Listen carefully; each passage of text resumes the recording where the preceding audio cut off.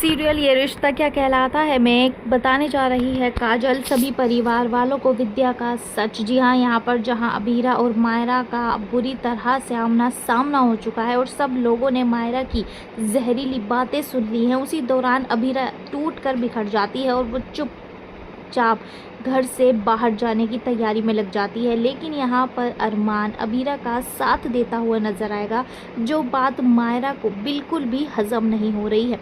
वहीं दूसरी ओर महर मायरा के दिल में अभीरा के खिलाफ जहर घोलने का काम बखूबी कर रही है। वो जलती आग में घी डालने का काम काफ़ी अच्छी तरह से कर रही है। पर दोस्तों, अब ये सब कुछ काजल बर्दाश्त नहीं कर पा रही है, क्योंकि अभीरा पर झूठे इल्ज़ाम लगाए जा रहे हैं, जिसके बाद अभीरा अपने लिए कुछ भी बोल नहीं पा रही है। अरमान चाहकर भी उसका साथ नहीं दे पा रहा है। अब यहाँ पर काजल ने बयान संभाल ली है। जी हाँ, काजल अब सभी परिवार वालों को बताती है कि अभीरा पर इल्ज़ाम लगाने बंद करो। अभीरा 8 साल पहले इस घर में आई थी, अपनी बेटी को ले जाने के लिए आई थी, लेकिन आप में से किसी ने भी उसका साथ नहीं दिया और इतना ही नहीं, उसे धक्के मारकर घर से बाहर निकाल दिया। अपनी गलतियों को आप लोग भूल चुके हो या जानबूझकर उस पर पर्दा डाल रहे हो। और बात रही भाभी सा आपकी, आपने तो अभीरा के साथ गलत करने में कोई भी कसर नहीं छोड़ी है। मुझे तो आपको भाभी कहने में भी शर्म आती है, बल्कि आप तो एक एहसान फरामोश औरत हो।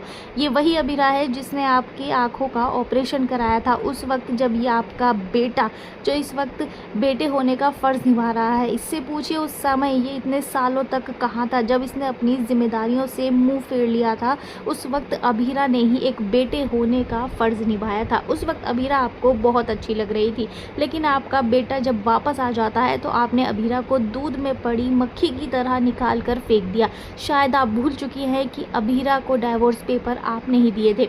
अभीरा को घर से धक्के मार कर बाहर आपने ही निकाला था। अभीरा के साथ जो कुछ भी अब गलत हो रहा है, अगर कोई इसका एक शख्स जिम्मेदार है, वो कोई और नहीं, विद्या तुम हो।